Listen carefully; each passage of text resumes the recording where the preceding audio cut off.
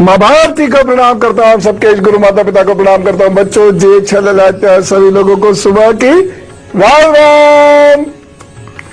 जरा सा राम राम बोलते और देखिए पूरा दिन उत्साह से गुजर जाता है। ऐसा लगता है राम का हाथ पीठ पर है, प्रभु का हाथ पीठ पर है। बस एक यही एहसास होता है जो जिंदगी में उत्साह बढ़ देता है और हम संघर्ष से फिर थकते हारते नहीं है। आज का विषय क्या है? क्यों ऐसा होता है कि काम नहीं बनते? बहुत सारे लोग लगातार ये पूछ रहे हैं, यद्यपि मैंने अनेक बार इस पर बात की है, लेकिन फिर भी परेशानियां हैं, काम नहीं बनते, बहुत दिक्कत होती है। क्यों ऐसा होता है, यही आज का विषय है और कुछ खास उपाय हैं, कर लीजिएगा। अनुभव से बता रहा हूं, आपकी जिंदगी में भी रौनक जरूर आएगी। और सौभाग्य की ये शुरुआत करते हैं मेष, वृषभ, मिथुन राशि के आज के दिन के हाल से। मैं आपको हाथ पर भी बताऊंगा कि कौन से वो हाथ होते हैं जिसमें भाग्य पक्ष इतना कमजोर होता है कि बहुत मेहनत के बाद भी लाभ नहीं मिलता, क्योंकि सबको इतना भाग्यवान नहीं होता कि वह जो भी कार्य शुरू करे वो होता चला जाए। वह प्रारंभ करता है और उसका अंत हो जाता है कार्य का। ऐसा हर एक के साथ नहीं होता। ज्यादातर लोगों के साथ काम में बाधाएं आती ही। पता है क्यों? क्योंकि जिंदगी एक ऐसी मारीचिका है जिसमें संघर्ष तो हम सफर है, हर वक्त हमारे साथ चलता है, लेकिन सुकून और सुकून भरा जीवन यह मारीचिका है, किसी को नहीं मिलती। पैसा कमाएंगे, कमा लिया, सुकून आया क्या? कितनी सारी परेशानियां फिर शुरू हो गई। बेटी की शादी हो जाए तो बढ़िया, हो गई, आया सुकून। हमारा बेटा सेटल हो जाए, हो गया, आया सुकून। मेरे ख्याल से 8-10 लाख लोगों में से कोई एक आध ऐसा व्यक्ति होगा जिसे वास्तव में सुकून मिला होगा।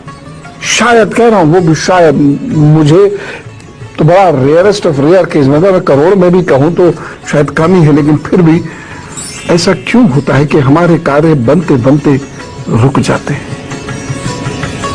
हम बहुत मेहनत करते हैं, लेकिन फिर भी तरक्की की फाइल बॉस की मेज पर रुक जाती है। दूसरे का सब कुछ क्लियर हो जाता है। क्यों ऐसा होता है कि हमारा भी वाइवा बहुत अच्छा हुआ या इंटरव्यू बहुत अच्छा हुआ, परंतु सिलेक्शन नहीं होता? प्लानिंग में कोई कमी नहीं थी, बहुत मेहनत करी थी, लेकिन फिर भी मेरा मकान रुक गया। रिश्ते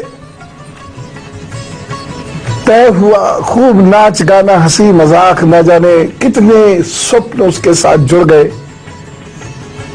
लेकिन रिश्ता तय होकर टूट गया। या फिर प्रेम हुआ, साथ घूमे फिरे, चाय पी, खाना खाया, घूमने गए, क्या क्या ख्वाब नहीं सजो लिए, लेकिन प्रेम अपने परिणाम तक पहुंच ही नहीं पाया, टूट गया।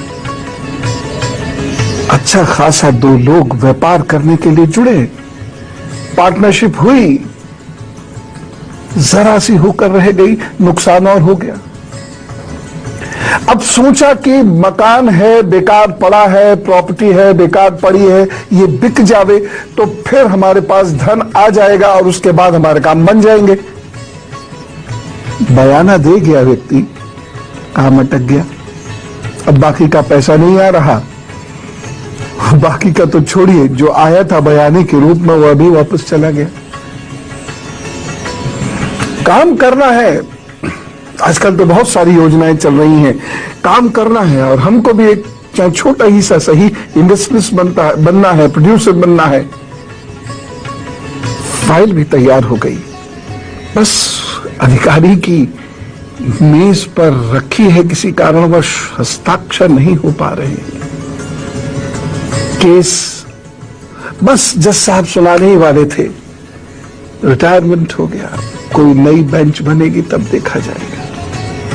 पूरी जिंदगी इसी तरीके से संघर्ष में और अनिश्चितता में गुजरती है। कभी कभी लगता है कि अब जिंदगी निश्चित हो गई, काम शुरू हो ही गया, भाई वाह। कुछ समय के बाद पता चला काम तो शुरू हो गया, सफलता कहां मिल रही है, और थोड़े ही समय में मन हट गया या काम बंद हो गया। ऐसा क्यों होता है? इसके कारण मैं आपको बताऊंगा, हाथ पर भी दिखाऊंगा, जिससे आप समझ सकें कि आपकी जिंदगी में कितना संघर्ष है, कितनी मेहनत है, जिससे आप कभी हारे ना। क्योंकि जब ये पता होता है ना कि मेहनत करनी है, ये 2 साल, 10 साल, 50 साल, तो फिर आदमी जब संघर्ष में होता है, व्यथित होता है ना, तो एक फिर मुस्कुराहट आ जाती है उसके चेहरे पर, काम तो कर रही है। ये फायदा है ज्योतिष का। एक बार किसी ने पूछा भी था। खैर, फिलहाल मैं आपको कर्क, सिंह और कन्या राशि का हाल बताता हूं, उसके बाद फिर आगे की बात करेंगे। कारण सुनना शुरू कीजिए। जिनकी भी कुंडली के मुख्य ग्रह और भाग्य कारक ग्रह कमजोर होगा, उसका कोई भी कार्य बनेगा नहीं आसानी से। यानी मैं रिपीट कर रहा हूं, जिस भी व्यक्ति का भाग्य कारक ग्रह और मुख्य ग्रह कमजोर होगा, उनका कोई भी कार्य आसानी से नहीं बनेगा, और यदि वह अधिक कमजोर है तो कार्य शुरू तो होगा, आगे बढ़ेगा ही नहीं। चंद्रमा, बच्चों मैं आपसे क्यों कहता हूं बार बार, मां की सेवा करो, खातिर करो उनकी, उनको जिंदगी में अपनी ओर से कोई कष्ट ना दो, अपनी ओर से उन्हें खुश रखने की कोशिश करो। आगे उनकी मर्जी, खुश रहे या ना रहे, आप करने की कोशिश करो, क्योंकि चंद्रमा है वो आपका इस धरती पर, और चंद्रमा की कमजोरी आपके काम को आसानी से होने नहीं देगी। अब इसको ये नहीं कहना कि मैं मां के रिश्ते को आपके काम से जोड़कर स्वार्थ के जाल में उलझा रहा हूं, नहीं। मैं आपके मन में उनके प्रति प्रेम, श्रद्धा इसलिए उत्पन्न करने की कोशिश कर रहा हूं क्योंकि उनका होना ही आपकी जिंदगी की बेहतरी की निशानी। तो चंद्रमा यदि आपकी जिंदगी में कमजोर है तो वह काम बनने नहीं देगा।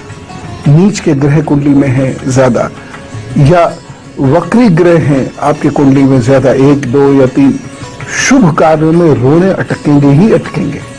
किसी भी हालत में शुभ कार्य आपका होगा ही नहीं।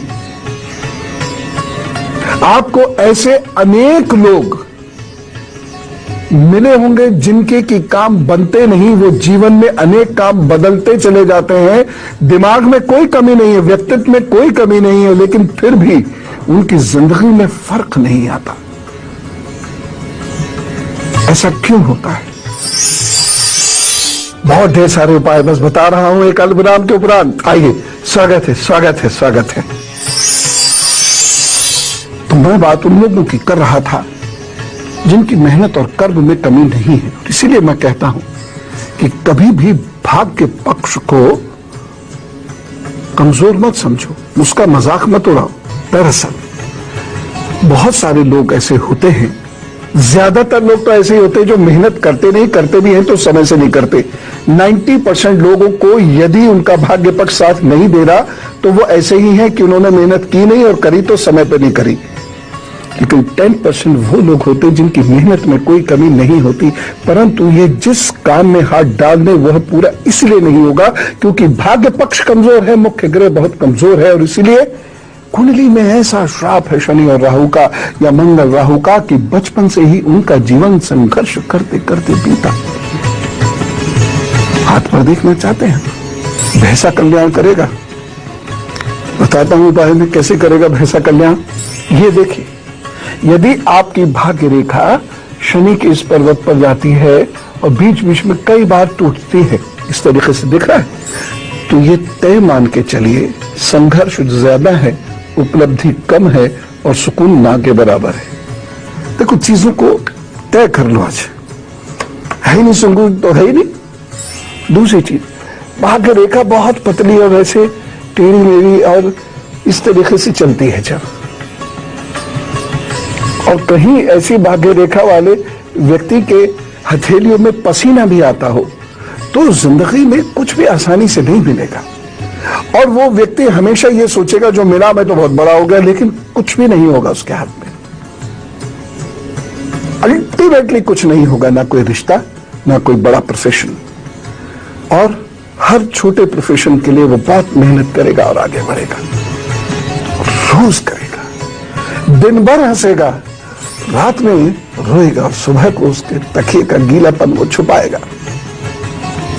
ऐसी स्थिति बनती है। और बताता हूं, ये भाग्य रेखा है और ये चेन की तरह से हो जाती है, ऐसे है ना, चेन में कड़ियां ऐसे, ये फिर ये कहीं भी हो जाए। एक और भाग्य रेखा मैं आपको दिखाना चाहता हूं, जो आसानी से आपके कार्य बनने ही नहीं देती है। यहां से रेखाएं निकल रही हैं और ये काट रही हैं, ये इस तरीके से,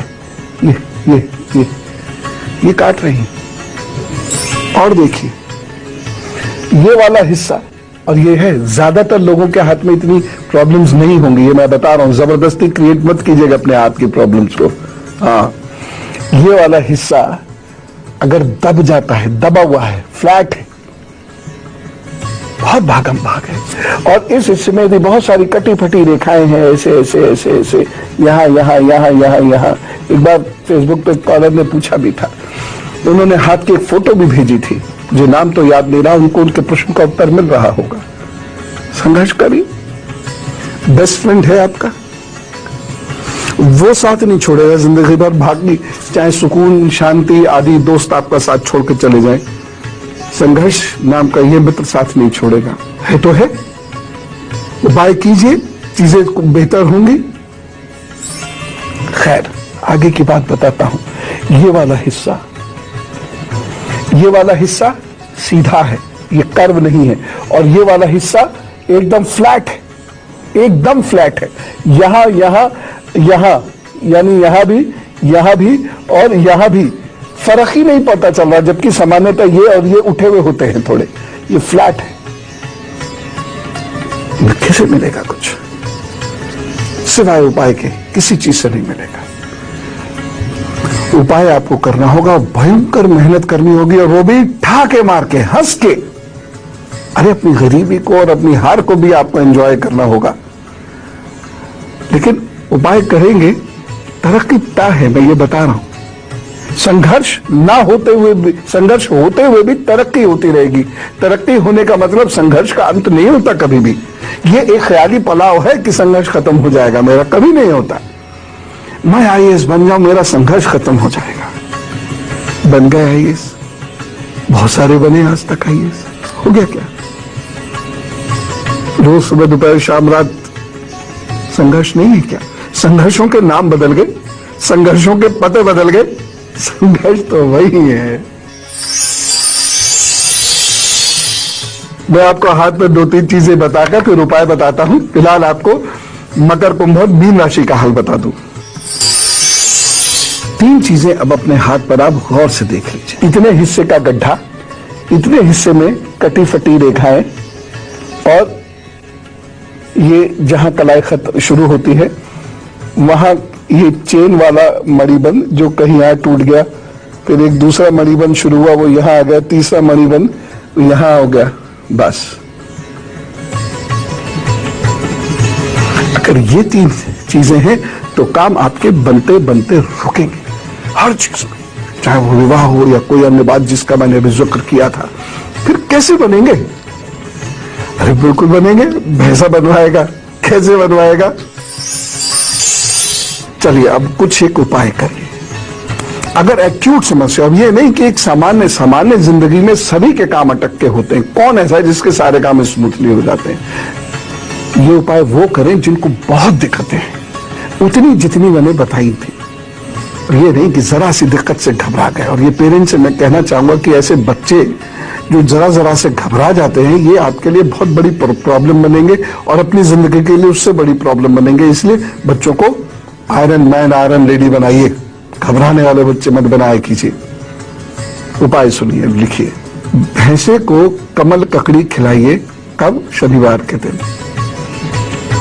दूसरी चीज, शनिवार को दूध का दान जरूर कीजिए, और सोमवार को तेल का दान जरूर कीजिए, और मंगल को चमेली के तेल का दीपक जरूर प्रज्वलित करके हनुमान जी के पास बैठ जाइए और हनुमंताय नमः का जप कीजिए। अब आप सोच रहे हो मैंने गलत बोल दिया, सोमवार को तेल का दान और शनिवार को दूध का दान। मैंने कोई गलत नहीं बोला है। आप और लिखिए, पितृ दोष का उपाय बरसों बरस करिए। बहुत सारे लोग पितृ दोष का उपाय करते हैं, बहुत समस्याओं से जूझ रहे होते हैं, ये मैं जानता हूं। जो समस्या से जूझता है वही जानता है। जिंदगी का एक हिस्सा बना लीजिए। जैसे बर्थडे सेलिब्रेट करते हैं, एनिवर्सरी सेलिब्रेट करते हैं, ऐसी ही पितृ विसर्जनी अमावस्या और मौनी अमावस्या पे पितृ दोष का उपाय अवश्य कीजिए। और वो वाला उपाय जो मैं बताता हूं आपको, बाकी आप कुछ भी करना चाहें तो आपकी मर्जी, वो जरूर कीजिए। एक उपाय और लिखिए, 51 कौड़ियां जो पीले रंग की हो, उन्हें घी और उपले के बीच में रख के जला दीजिए। उपले खूब अच्छे तरीके से प्रज्वलित कीजिए और उनको उनके ऊपर खूब अच्छे से घी कपूर डालकर जला दीजिए, इतनी कि वह राख बन जाए। उपले ज्यादा ना, उपले थोड़े से ही हो, जरा सा, इतना सा उपला, उसके ऊपर 4-5 कौड़ियां रख दीजिए। फिर उस पर घी डाल दीजिए और कपूर से उसको जला दीजिए और एक छोटा सा टुकड़ा उपले का उसके ऊपर रख दीजिए। जब ये राख बन जाएगी, जरा सी राख होगी, बहुत जरा सी, तो इसे 45 दिन तक, चाहे आपको 2-3 बार, 4 बार, 5 बार बनानी पड़े, किसी भी बहते हुए पानी में रात में प्रवाहित कर दिया करें। और खास तौर से अपने जन्मदिन वाले दिन ऐसे लोग जिनके सारे काम रुकते हैं और जिंदगी नरकीय हो गई है, बिल्कुल कुछ करने का मौका ही नहीं, वो लोग जरूर कर दिया करें। एक और चीज, अगर आपकी नाक नहीं छिदी हुई है और आप स्त्री हैं तो नाक जरूर छिदवा लीजिए, और पुरुष हैं तो किसी बच्ची के नक छेदन का कार्यक्रम, यानी नाक के छेदन का कार्यक्रम अपने धन से करें, किसी गरीब बच्ची का कर दीजिएगा तो ज्यादा अच्छा है। 45 दिनों तक कौवों को रोटी साल में अपने जन्मदिन से शुरू करके जरूर खिलाया किसी ने। जिस दिन जन्मदिन हो उससे 43 दिनों तक ये कार्य जरूर करें। और मंगलवार को मसाले ना खाकर मसालों का दान करते हैं। मांसाहार बिल्कुल छोड़ दें, नशा बिल्कुल छोड़ दें, और दिन में एक बार मिट्टी में नंगे पांव जरूर चलें। मंगलवार को सुंदरकांड अथवा हनुमान चालीसा जरूर पढ़ें, और मंगलवार को भूमि शयन करें, और कोई भी ग्रस्त कार्य नहीं करें। मतलब सब्जी वब्जी लाना वो कर सकते हैं। यदि विवाह तय होकर छूट जाता हो तो जैसे ही विवाह तय हो या बात चलनी शुरू हो वैसे ही विवाह करा लें। और सबको बताने से पहले गणपति सहस्त्र नाम का हवन जरूर कर लें। ऐसे लोग विवाह तय होते ही अपने रुमाल में या अपने किसी कपड़े में गांठ लगा लें। विवाह होने के बाद जब आप अपने घर पहुंच जाएं या दुल्हन अपने घर ले आए, तब उस गांठ को खोलें, और तब तक नियमित रूप से गणपति सहस्त्र नाम का जप करते रहें। गणपति जी को हल्दी तिलक लगाएं, स्वयं भी लगाएं, और बेसन की मिठाई प्रतिदिन उन्हें भेंट करें। ऐसे लोगों को विवाह होने तक गाय को बेसन या चने की दाल अथवा आटा बृहस्पतिवार को खिलाना ही खिलाना है। 100 गायों को एक बार चारा जरूर दे दे। वे सारे लोग जिनके कार्य बनते बनते रुक जाते हैं, केवल विवाह वाले नहीं, कोई भी जिनके महत्वपूर्ण कार्य बनते बनते रुक जाते, छोटा मोटा के लिए नहीं बता रहा हूं, ये बहुत बड़े स्तर की परेशानियों के लिए बता रहा हूं। यदि व्यापार में, प्रमोशन में अनेक वर्ष लग गए और कोई उत्थान नहीं हो रहा, 1-2 साल में मत घबराइए, तो ये उपाय कीजिए। समस्याएं अगर आती हैं व्यापार और आपके प्रमोशन में, तो किसी टूटे फूटे पूजा स्थल के जीर्णोद्धार के लिए गुप्त दान करें। वैसे भी देखिए, पूजा के लिए गुप्त दान ही लगता है।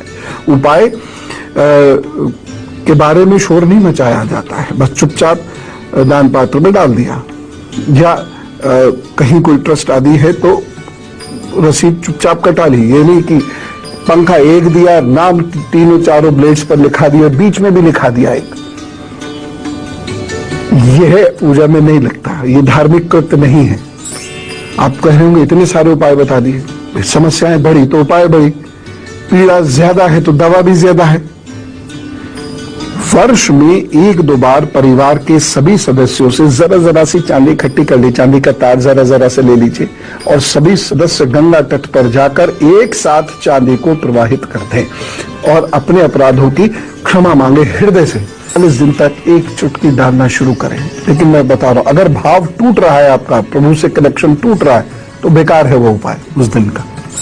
ऐसे घर के लोग जिनका मकान संबंधी कार्य बनते हुए बिगड़ता है, इन्हें हमेशा दांत साफ करने चाहिए, फिटकरी के पानी से कुल्ला करना चाहिए और उस घर की स्त्रियों को नाक छिदवानी अवश्य चाहिए। ऐसे घर के मुखिया बबूल की दातुन से दांत साफ किया करें। घट्टी ले आइए और ब्रश व्रश छोड़िए और उसी से दांत साफ करना शुरू कर दीजिए। हर मंगलवार पलाश के फूल बहते हुए जल में जरूर प्रवाहित कर दें और यदि कोई जानबूझकर आपका काम अटका रहा है तो अश्वगंध की जड़ को गले में पहनकर एक मंत्र तब तक जपे जब तक आपका कार्य वो पूरा ना कर दे या पूरा ना हो जाए। सिंपल मंत्र है, जरा इसे ध्यान से लिख लीजिए। ओम हं हनुमते रुद्रात्मकाय हुम फट। लाल चंदन की माला लीजिए, असली माला, और करिए चलो। यदि आपके काम अटकते खुलने लगेंगे और भी अटकते हो तो कामों को, यदि आपके कार्य बार बार अटकते हैं तो कार्यों को पूर्णमासी या शुक्ल पक्ष की पंचमी, षष्ठी, सप्तमी, अष्टमी और त्रयोदशी से ही शुरू किया करें। अपने आप चीजें ठीक होंगी, आप आगे बढ़ेंगे। तो आप कीजिए ये उपाय, खुशी मिलेगी, काम बनेंगे। लेकिन यह बात तय है कि आपका चंद्रमा या भाग्य का कारक और सबसे महत्वपूर्ण मुख्य ग्रह यदि कमजोर है तो जिंदगी में सुख और सौभाग्य अटक कर आएगा और आपकी गाड़ी स्पीड ब्रेकर पे कूद कूद के चलेगी, चाहे गाड़ी कितनी भी अच्छी हो। और इसे एक्सेप्ट कीजिए और खुशी से और ज्यादा कर्म कीजिए और ज्यादा कुशलता से कर्म कीजिए और ज्यादा मेहनत से कर्म कीजिए, प्लस ये उपाय कीजिए और आपके जो इष्ट हैं रोज सुबह दोपहर शाम रात उन्हें मनाइए, कार्य होंगे। मैंने इन्हीं आंखों से इसी जीवन में पिछले 32 साल में न जाने कितने कर्मठ लोगों को और साधकों को अपनी जिंदगी बदलते देखा है। कुंडली काम ही नहीं करती, वो तो कह रही है कि शनि राहु साथ बैठे, लेकिन वह खुश भी है, सफल भी है। आप भी हो जाएंगे। ठीक, चलें, जरा मुस्कुराइए, हंसिए, काम पे जुटिए। राम राम, नमस्कार, भारत माता की जय।